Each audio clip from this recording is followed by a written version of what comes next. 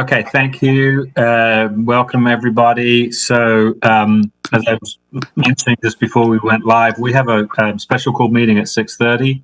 So I'm going to try and hold us to finish this meeting right at 6:25. So Todd, if you can be the official timekeeper, because the time on my computer is a bit wonky. So I'm going to get us started. So the first thing we need to do is to approve the minutes of our last meeting on August 20th. So do I have a motion to approve the minutes? So moved. Second. Okay. Motion approved and seconded. Is there any discussion? If not, all those in favor, please say aye. Aye. Any opposed? Okay. Minutes are approved.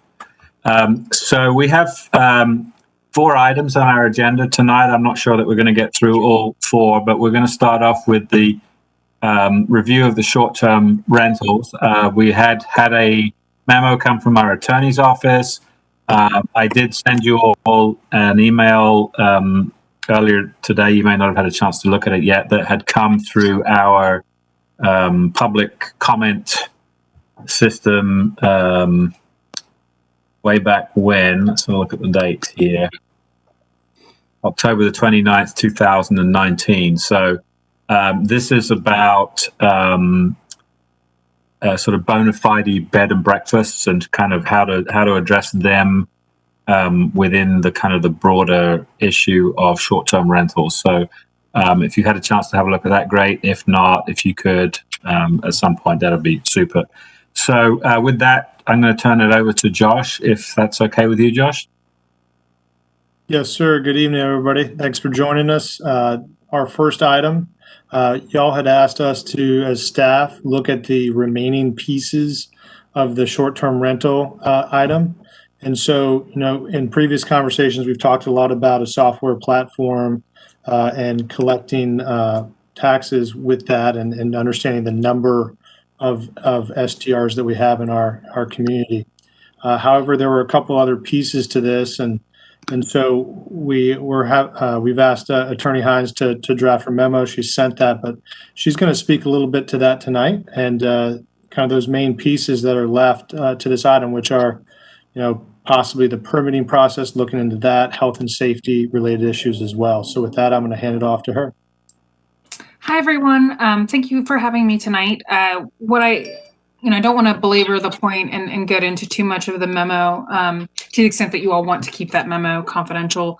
But, I think what would be helpful to talk about today is what sort of things that you all might like to see in terms of steps that we might be able to take in terms of, I don't want to say regulating short-term rentals, but addressing some of the societal concerns that come about with short-term rentals. And so, I know Brad's on the call. I don't know if he wants to jump in at any point, but, I think the most feasible way would be looking at zoning restrictions and making sure that they're reasonable and that they're targeted to address certain things. Maybe one of the big complaints is parking, on-street parking, and, people renting out their house where they normally would only have 1 or 2 cars, but because it's, families or friends coming from all over, there's 8 cars now and no parking, and it really disrupts the neighborhood. So that would be something that we might want to look into. And again, I don't know how much you want me to get into with regards to the memo that I sent, but I'm happy to answer any questions or just try to get a sense of what you all would like to see. And as we've talked about before, not just in this memo, a big issue is that because there are so many other short-term rentals already out there, that whatever we were to pass would likely result in a few hundred at least being grandfathered in until there was a change in use or change in ownership of those short-term rentals, and that the software is our best way to get in a good list or idea of how many short-term rentals we have, or pursuing a business license requirement or an occupation tax certificate requirement. Yes, I think that last point, Attorney Hines, was one of the questions I wanted to make sure that was discussed tonight. As mentioned in your memo, a business license or occupation tax certificate is one piece to this, and we wanted to see what y'all thought about that. I personally think it's important. This is a business that people are running. They're making money. Sometimes they're making a boatload of money, and it contributes. Yeah, it brings money into our community, but it does contribute to some other issues. One of which is it increasingly turns property into kind of investments, and that kind of drives up the price of property, which then makes it a little bit more difficult, maybe for some people to get a leg into the property market as a first-time buyer. So, my thinking is that if these are being run as businesses, they need to be regulated as businesses, and they need to do the same kinds of things that other businesses do. And, I know that we don't have anything called a business license here in the state of Georgia. As the attorney mentioned, it's an occupational tax certificate. But, if people are running this as a business, I think they should be regulated to the extent that we can regulate them, and that they should be paying taxes just like anybody else. I have a few thoughts as well. I do agree that, they should be registered and regulated as businesses. But I feel that we should have a kind of lower tier of regulation for short-term rentals that are clearly just a room in someone's home. Maybe have a classification where if it's just a single room in the premises where the property owner resides, if there's a homestead exemption attached to it, then we have a lower tier of regulation. I don't know what that might be. Whether it's a lower occupation tax, or maybe they don't need to go through that occupation tax process. But I'd just like to have a lower tier for folks who are just simply occasionally renting out their guest room rather than making a full-on business of it. Andy, can I jump in? Sure. Okay. Go ahead, Tim. Yeah, I definitely agree with having the occupation license be a part of this, and I do understand that there would be some potential issues around us being able to mandate a few things that I know that Attorney Hines kind of covered there, But outside of us just doing a regular occupation tax as we do for any other business at this point, there would be no hindrances at that, correct? Sorry. I think that's generally correct, unless we were to change something in the zoning that, for instance, saying, I know some places say that you can only have, you can only do whole house rentals, or you can not do whole house rentals, things like that, or you can only do them in certain areas. I don't know that any of that's feasible here in Athens, and that's sort of I think a planning question as to what would make sense or be helpful. But as far as the regulations that are common that we've seen other communities trying to insist on inspections and things beforehand, I don't think we could do anything like that. However, I think, there's a lot to be said for the value that we can get out of one of these software vendors, because not only will they identify, the short-term rentals that are operating in Athens-Clarke County, but one of the main things that they offer is a complaint line. So if someone gets to their short-term rental and it's one of these where they've been cheated, or they get there and they say, wow, this is horribly unsafe, or things like that, they can report. And that could maybe, maybe if there's some sort of code enforcement violation, we could handle it that way based on their report. Or neighbors would also have access to this complaint line. So they could say, hey, there's this noise violation going on. And so it would better connect both our citizens and visitors to resources in the event of problems that we could then address through other ordinances that we have here in Athens-Clarke County. Okay, yeah, thanks. That's helpful. And the way I kind of looked through this, I kind of saw this almost like how I saw three different things that we really need to tackle here. And one being deciding if we want to go with one of those software registration collection vendors, which I definitely support, and putting out an RFP, I guess, officially to decide if we're going to do that. The second thing, deciding if we want to have the occupation licenses there, which I also definitely support. And then the third thing, deciding if we want to go the route of using a zoning ordinance to kind of put some of the more regulations in place here. And I think that zoning ordinance could be where we get to some of Commissioner Link's concerns, possibly, where we move things around and say, like, obviously, like single family, maybe like that, maybe we decide that you can have just a room rental, but you cannot have a full house or something like that. But having that be that part of that more elaborate discussion on zoning and that higher level of regulation that we'll get to. That's kind of the way I saw the three things, and I honestly support us moving ahead with all three of those things. Thank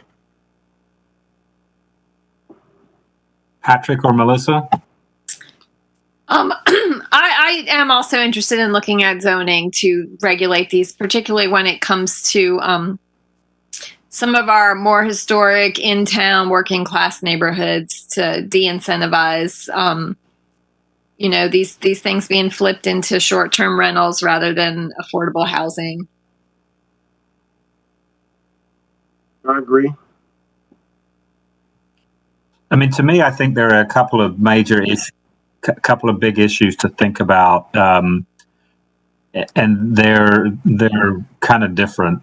So one is the issue of some of these properties, if they basically become permanent Airbnbs or VRBOs or whatever, you're really talking about them being an investment property. And I think that really does damage issue or has impacts on issues of affordability, people trying to get in, get a leg in the property market, et cetera, et cetera, et cetera. So I think we definitely need to, that's one thing that we need to be addressing. The other is really, frankly, the issues of what does this mean for quality of life. And there are some of these types of operations, certainly in the district I represent. I'm sure that there are in Tim and Melissa's and Patrick's as well. And mostly it's complaints of it's really noisy. People are coming and going at all hours of the night. There's cars parked all over the place, and it's those kinds of quality of life type things. And so I think having these putting out an RFP and having a sort of a complaint hotline where both the person that has rented, but also the neighbors that are having problems with this house, that they can complain. I do think some of what we've just done with our unruly, I forget exactly, unruly housing ordinance will help in that regard. But I think a lot of people are unfamiliar with that, and also, frankly, the police department. I mean, if it's midnight, 1 o'clock on a Saturday night, they've often got other things that they're dealing with, and this.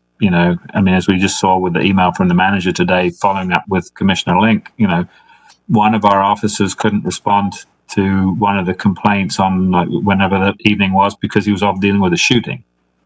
Dealing with a shooting is a bit more important than dealing with a raucous party. But if you're the person living next door to that house when the raucous party is taking place, it's still really irritating. So to me, those are the two things, and how we address those. It might be that we need slightly different tools to address each of those two things, but I think those are the two things that really we're trying to address here. Plus, I think there is also the issue of kind of unfair competition with some of the other. We only have one B&B, I think, in the county, but some of the other places where people might choose to lay their head for the evening. So, but certainly the issue of what it does to our affordable housing stock and what it does to quality of life, I think those are really important things.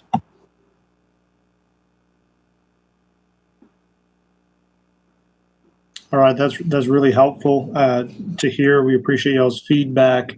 One thing I did want to add to the conversation that came out yesterday, our finance director, David Boyd, saw this. ACCG, just for those watching who represent Georgia counties, they came out with their policy objectives, and one of them is to try to get legislation around hotel motel tax for STRs. So that is in the works again this year. They're going to try to make that happen. So But what I'm hearing is y'all are saying that the software platform is not just to collect that, it's to do even more. So I think that regardless of state legislation, something sounds like y'all are still interested in. So in terms of the first item you mentioned, Commissioner Harrod, how can we be helpful as staff to bring back information to help y'all think through that? Because it sounds like the RFP would handle some of the quality of life concerns, but what do y'all need to think through that first item you shared? I mean, I don't think that I necessarily need anything else to think through it. I think we just need to kind of decide what it is we want to do. I mean, I think the issue with zoning, obviously, as has been pointed out, there are some legal issues. I think the city of Savannah, they have a setup where within a particular zone, only a certain number of homes can be Airbnbs. That then kind of creates, I'm not sure that that's necessarily the best model, because that then kind of creates the sort of, if you get in early on the ground floor, you're kind of privileged, and if you're not, then you're kind of out of luck. And I don't really know how those are, I'm not sure how all of that works. So, I mean, I guess the other option in terms of zoning is to simply ban them in certain zones, or have a two-tier system, as Melissa was suggesting. Maybe you can rent a room, but you can't rent the whole house. Or if you do rent the whole house, you can only do it for, I don't know, 5 weekends of the year, or I don't know, something like that. But I'm having a hard time envisioning how we could really use our zoning code to address this. And maybe Brad, if you have any thoughts, you could kind of jump in. Could we do a special use permit? Could we require a SUP for anyone who applies for an occupation tax to have a short-term rental property? Yeah, I guess you could. The biggest thing would be the evaluation criteria for it. What would that look like and why?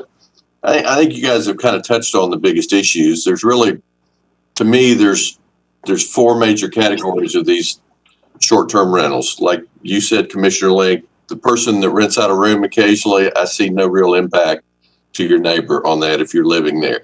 Then you've got the person that rents the accessory dwelling. They live in the house, they build an accessory, and it's primarily for rental as a short term.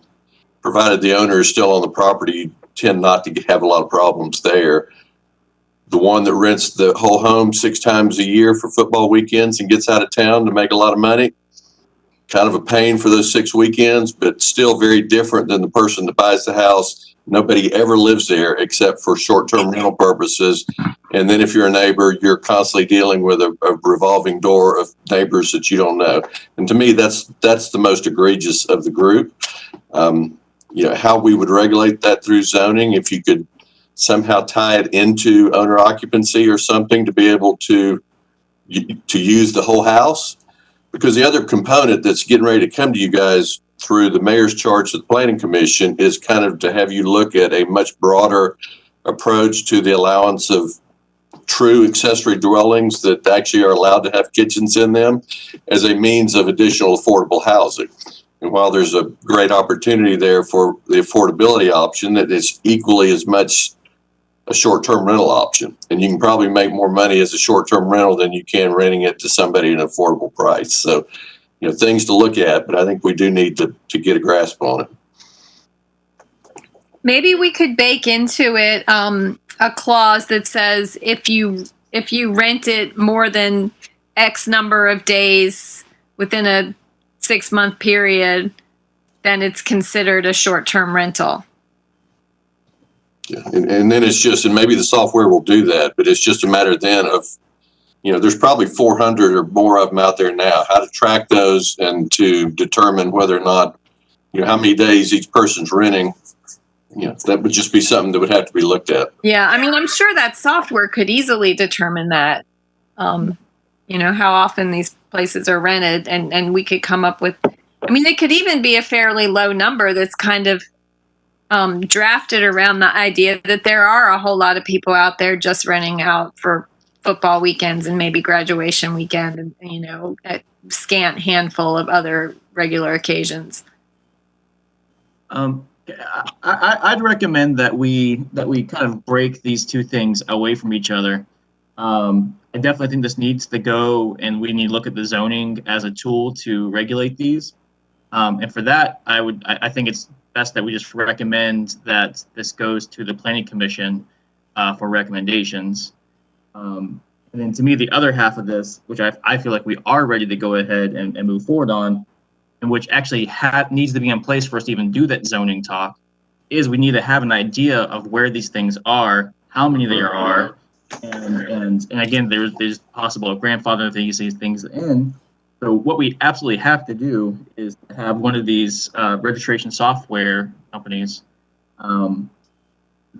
in place before we can have a good zoning. So I guess, I mean, I'm prepared to go ahead and make a motion. I don't know if the rest of y'all are, that we recommend sending the registration software to an RFP, require occupational licenses for individuals operating short-term rentals, and that we ask that this item using planning to help regulate this be sent to the Planning Commission for recommendation.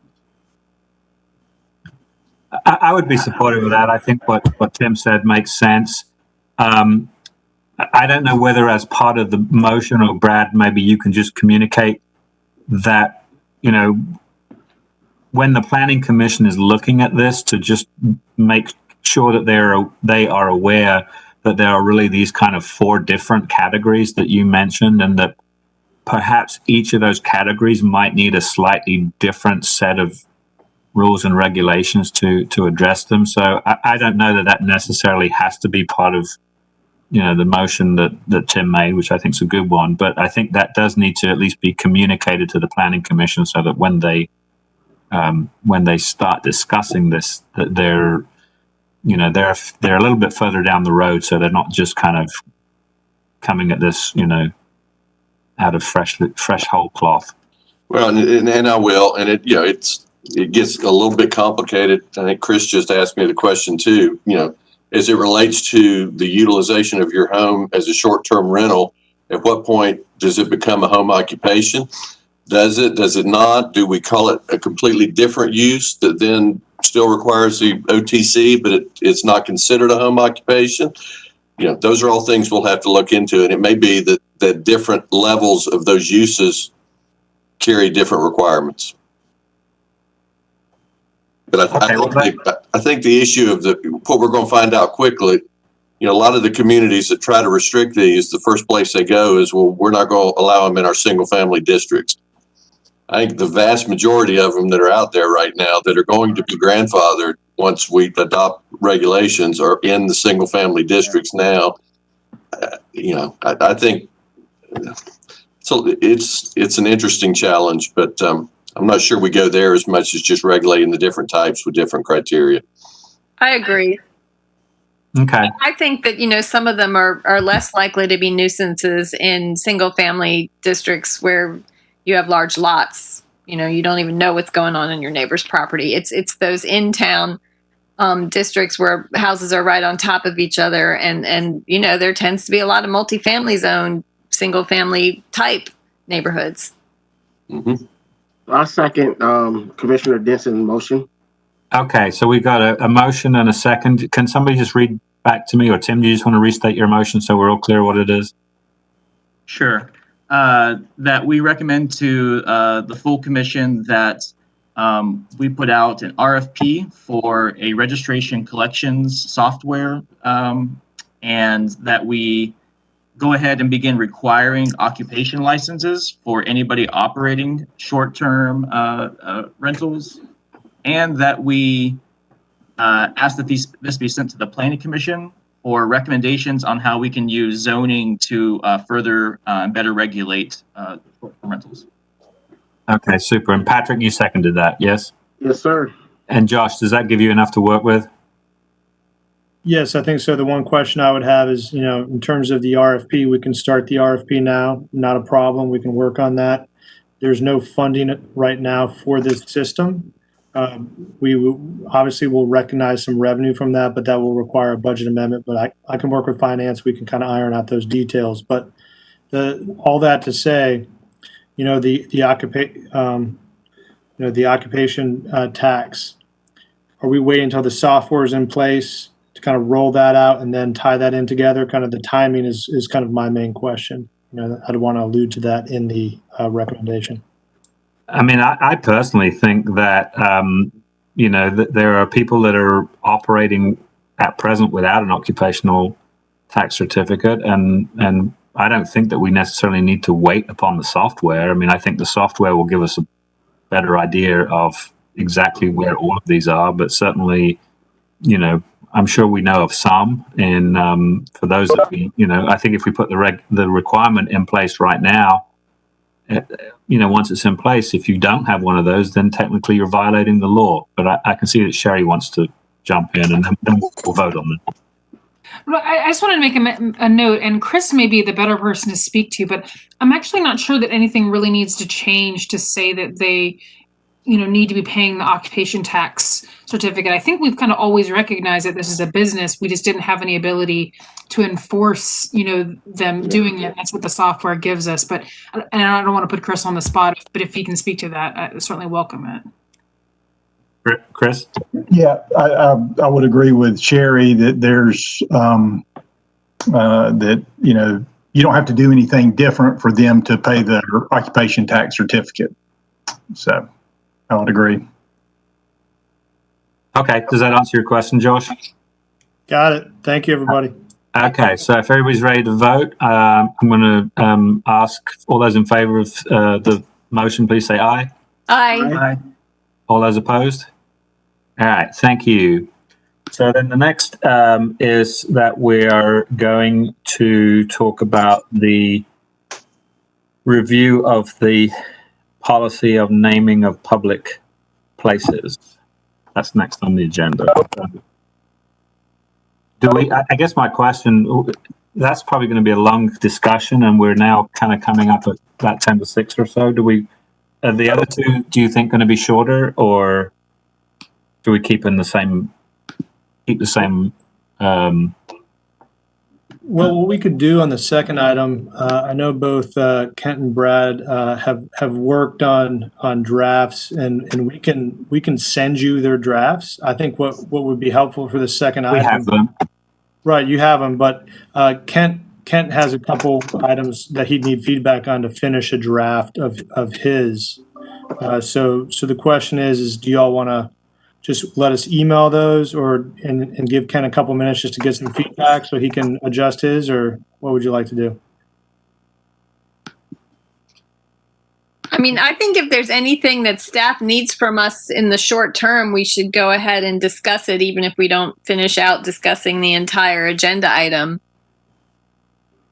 Agreed. Okay. All right, so Chair Harrod, you good with that? Okay.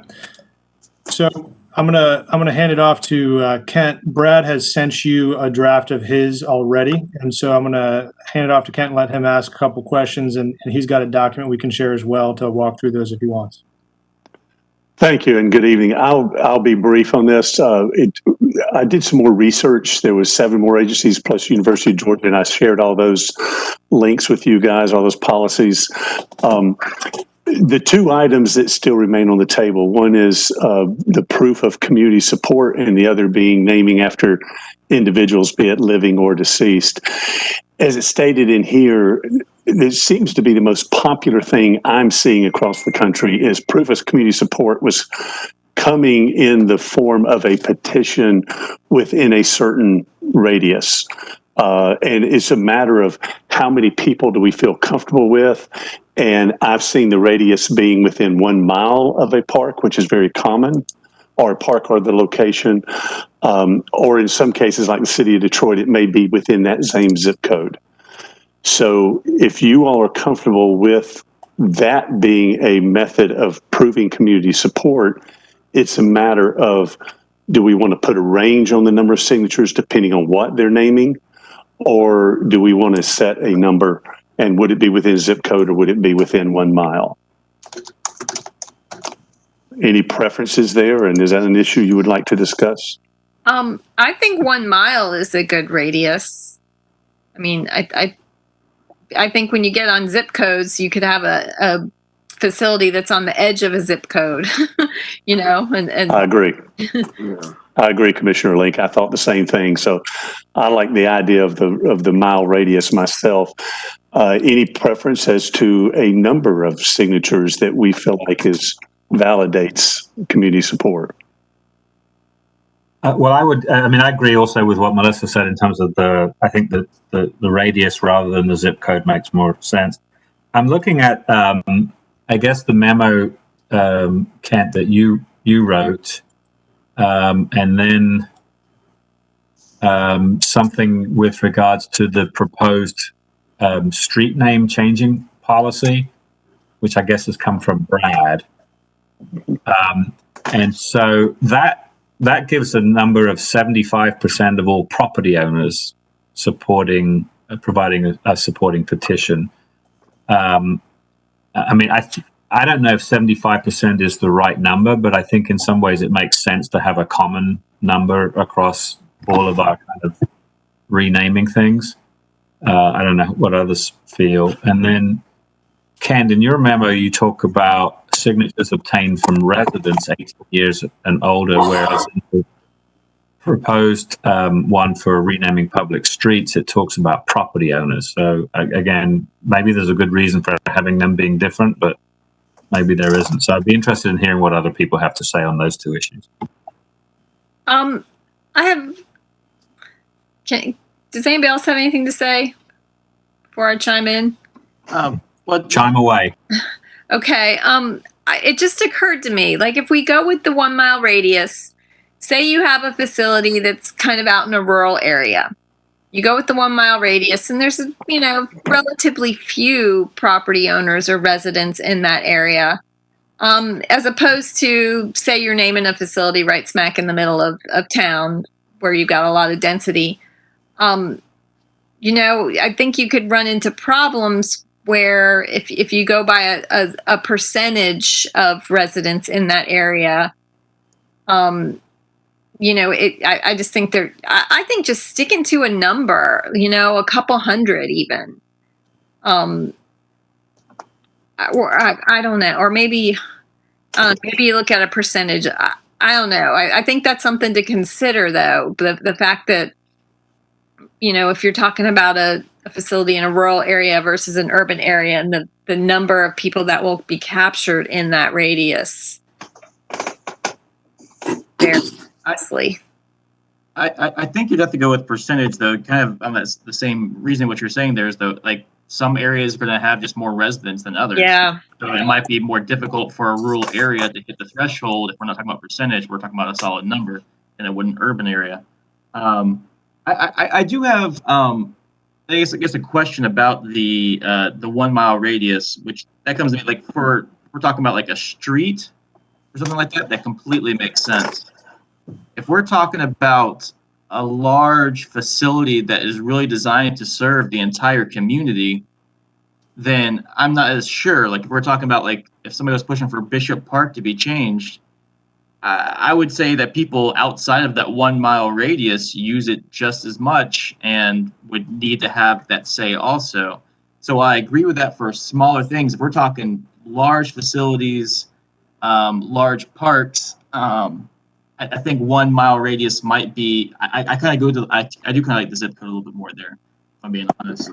And then on the number of people we're requiring, I guess what, are we saying that they would need, that's the number that would need to approve, or that you need that percentage actually signed on actively? I would suggest signed on, and as it stated in the memo, name, address, make them go a little extra link. So if you wanted to confirm that these people are within that 1 mile radius or within that zip code, you're able to do so.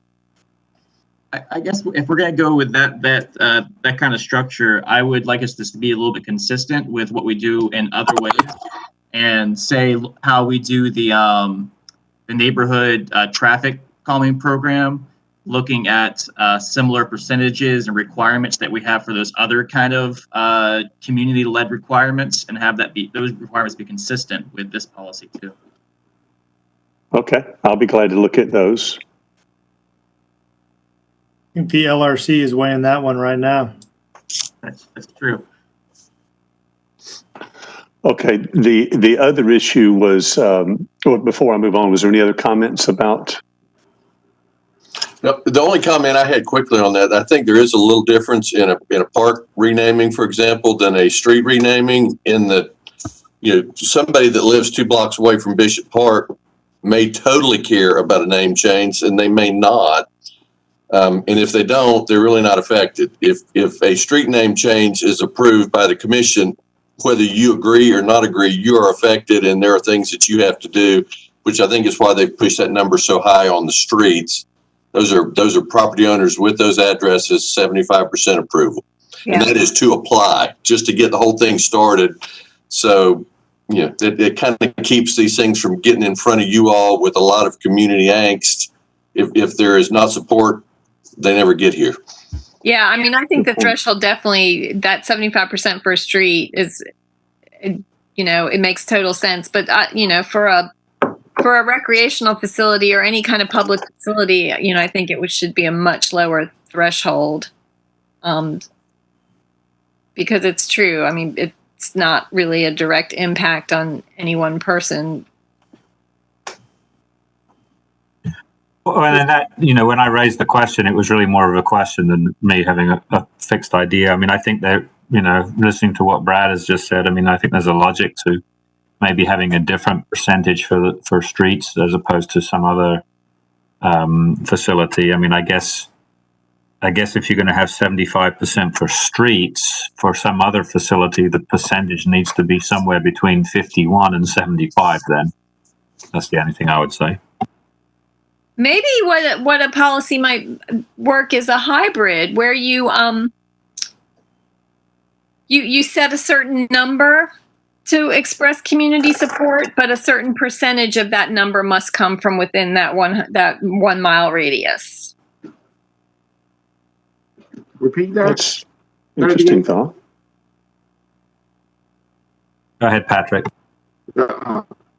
Commissioner Link, can you repeat that again?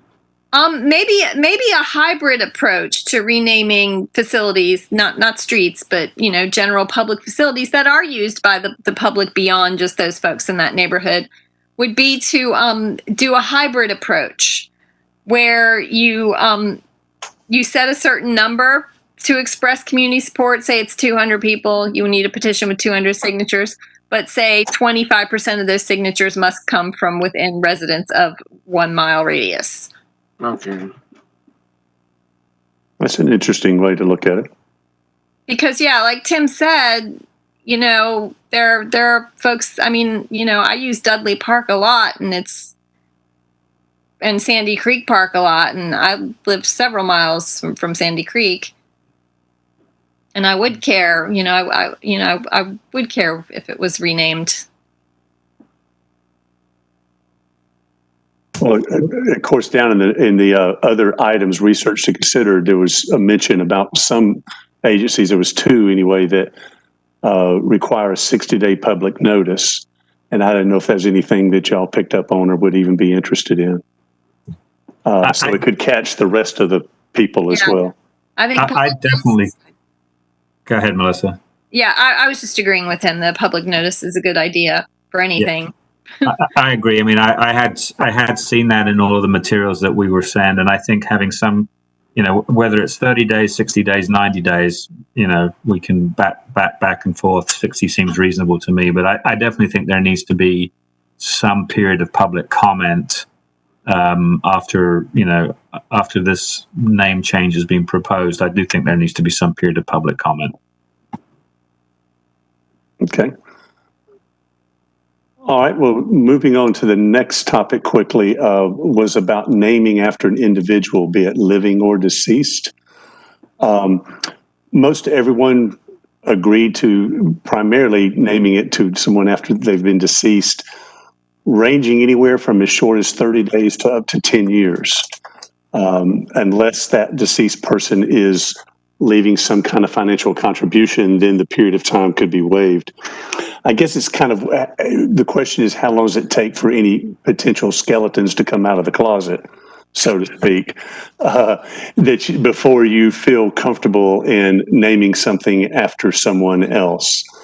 And the exception to that would be naming after a living person who is making a significant financial contribution, whether it be in the form of land or construction capital cost.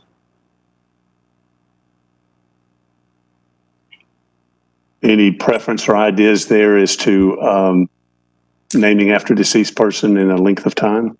I would think maybe 2 or 3 years. That might be enough time for the skeletons to come marching out. Yeah, one of the cities in the links you sent was 3 years, and I thought that was appropriate. Okay. I guess I agree with those comments. My concern is, especially if we're concerned about skeletons coming out of the closet, I mean, it's just as likely the skeletons are going to come out of the closet if somebody paid for it, 50% of it, or if they didn't. I mean, True. if that's what we're trying to avoid, then I don't know if we should necessarily be waiving that time period, or yeah, I don't know. Well, and under other items to consider, at the very end, there is a statement there that I liked that came from one of the policies, that if an individual wound up, it was found that there's a questionable character in the future, then you always have that ability to change that name. Mm-hmm.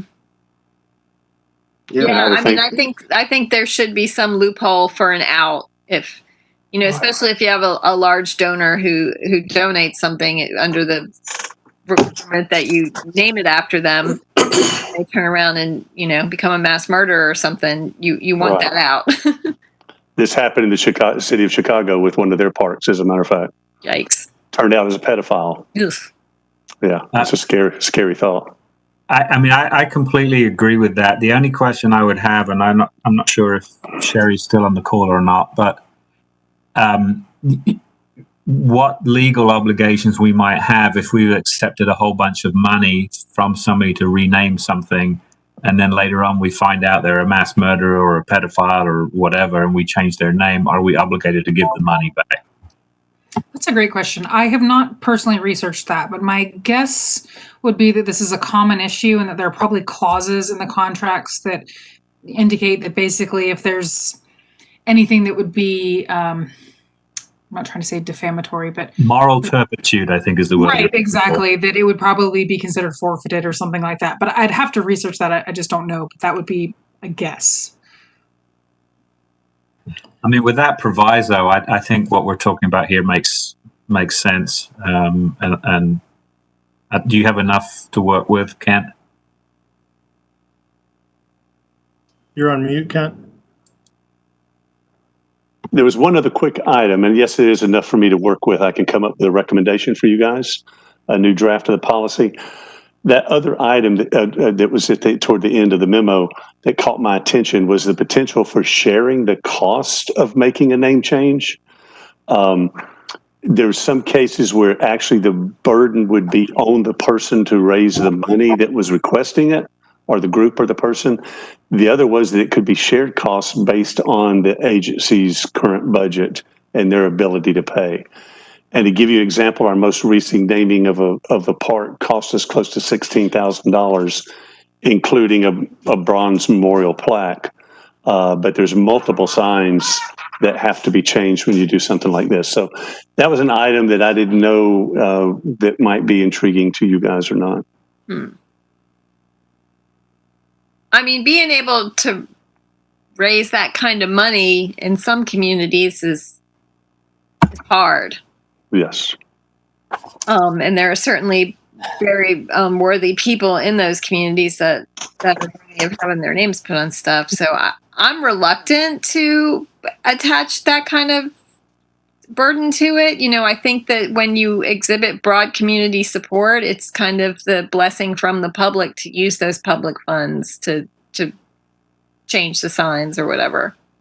And I mean, $16,000 in the grand scheme of, a public budget is not a whole lot, but it certainly is for folks in that community.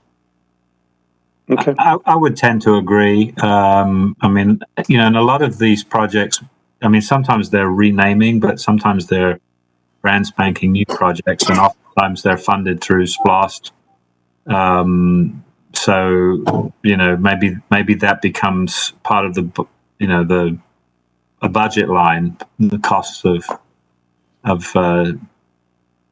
working up signs and stuff. I mean, I think it's different if you're renaming a park, because then you've got to come up with brand new signs, and you don't necessarily SPLOST dollars or something. But I mean, I tend to agree with Melissa. I mean, I think, or maybe there needs to be a cutoff. If it's going to cost more than a certain amount, maybe there needs to be some,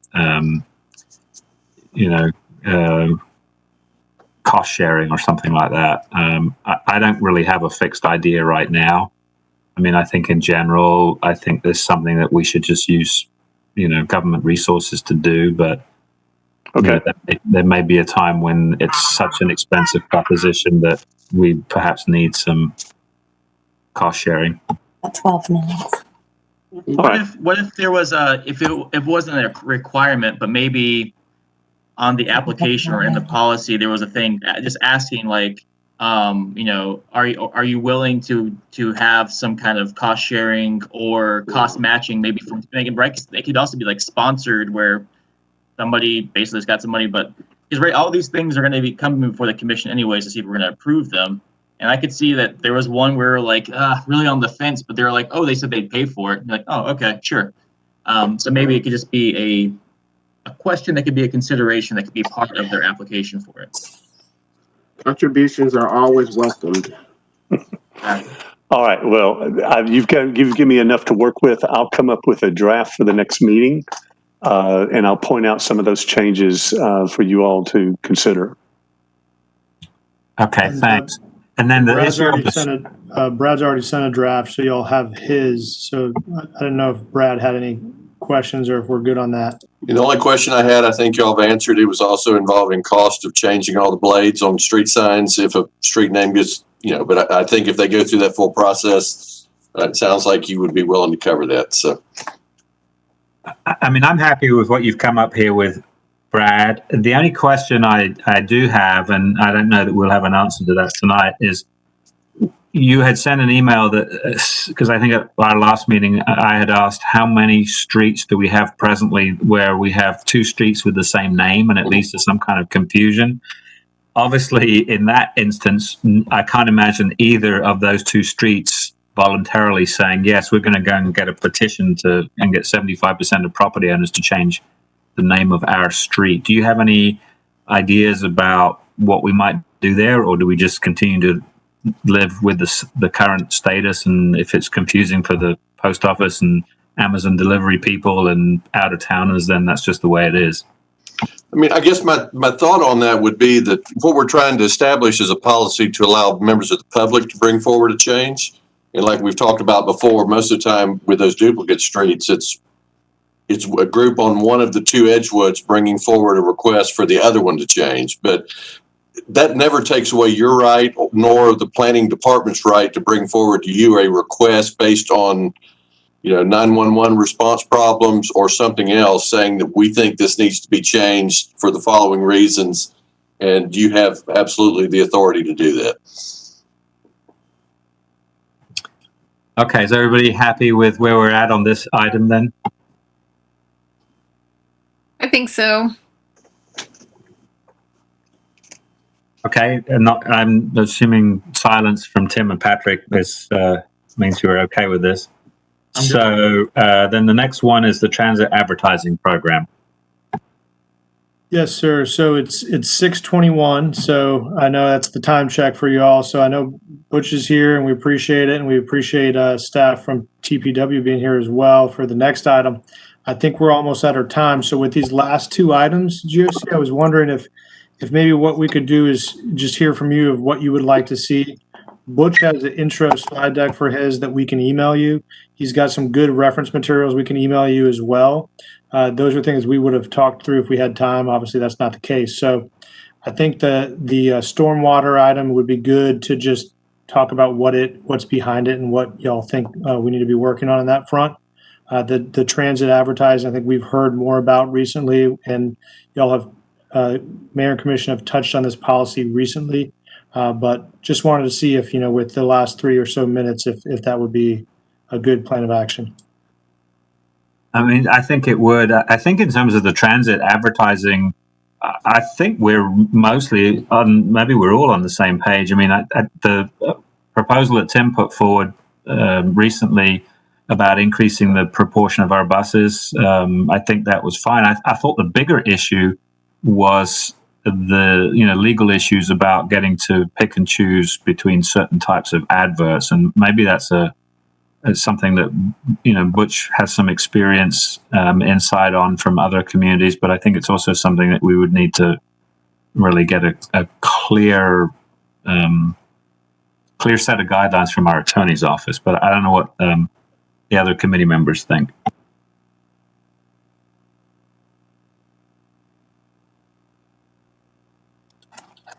Maybe if we get those documents, we can read through them and at our next meeting be prepared to, discuss it thoroughly. Yeah, I'm good with that. And if we need to do something on the stormwater really quick, I'm fine with us doing that for the last 2 minutes. Sure, go ahead. Great. Thank you, Butch, for your help on this and for the preparation. We'll get all that stuff out to y'all, and that's good guidance. So for the fourth item, Thank you. GSC is being extremely efficient tonight. So the fourth item, we've got TPW Director Steve Decker and Todd Stevenson is here as well, as this is a stormwater issue. Commissioner Harrod, did you want to speak to kind of the why behind this one? I know it's called Drainage Improvement Agreements, but I didn't know if you wanted to share any insight into that. I mean, I think what the issue that we're going to be talking about or trying to address is what happens when property owners are not maintaining the drainage ditches, the swales on their property that they're supposed to be doing.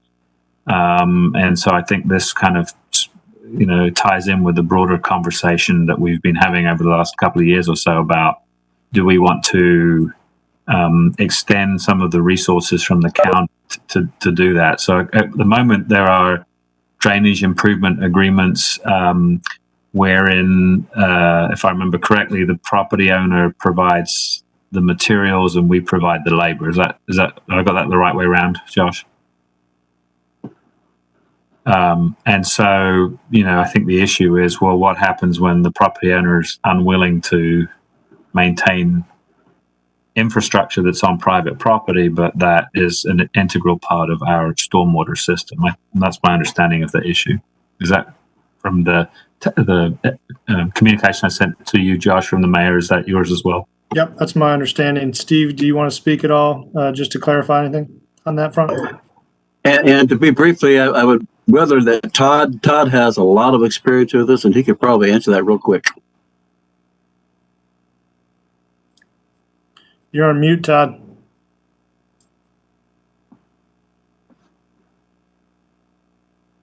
Yeah, I am interested in concerns, especially is there a perception of inconsistency or other issues relating to drainage improvement agreements? What are the concerns that are out there? We know that there are concerns for particular situations where it's felt like, hey, maybe Athens-Clarke County should help out with that. But based on our policy, we haven't been. So if anyone could add anything to that, that's kind of what we'd be interested in knowing. Go ahead, Andy.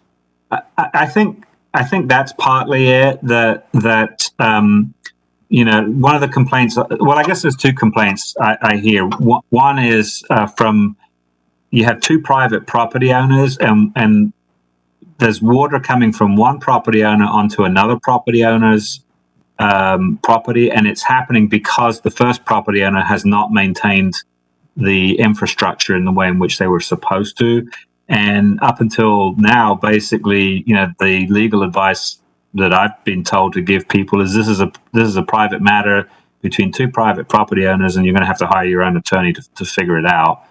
And then I think from the county's point of view, there are issues with, well, what happens when a property owner is not maintaining their drainage easement? What does that mean for runoff, as it maybe is affecting county property? So to me, those are the two things, but others may have other thoughts.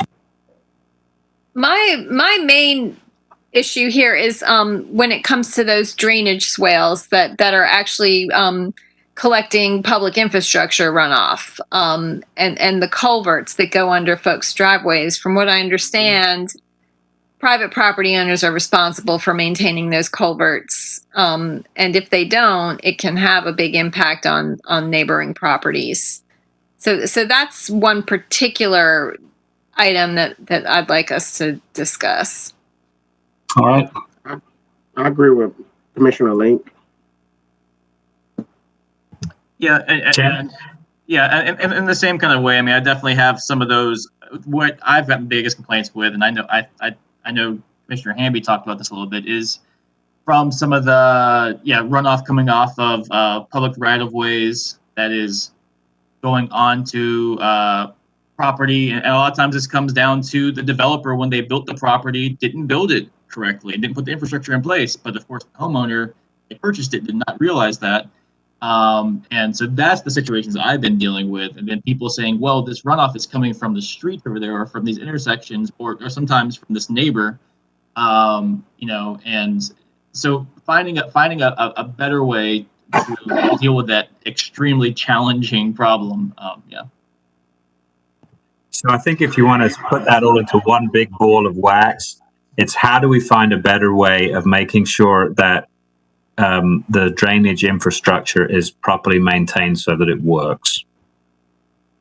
And this might be something that Brad could get in on too, because what I'm seeing, a lot when it comes to these infill houses and tight-knit neighborhoods is, once the house and the driveway go up, they're dumping all the stormwater into the neighbors' yards, and we don't have any stormwater management requirements for infill homes. Thanks for the feedback, everybody. This is really helpful.